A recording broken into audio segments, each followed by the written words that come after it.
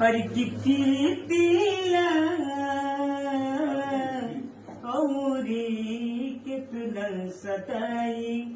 दूसरा के नाम के मेहदी रचा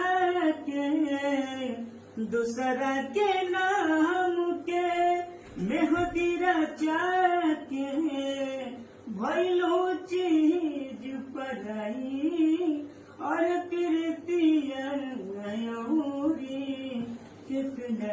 सताई हम न पाइबो हाथ के आंसू छुप के रोबू कागज पर से नाम मिटाइबू दिल के कैसे ध्रुवबू चाह के भी तू भूल न पाइबू बतिया साथ छुपाई आय प्रीतिया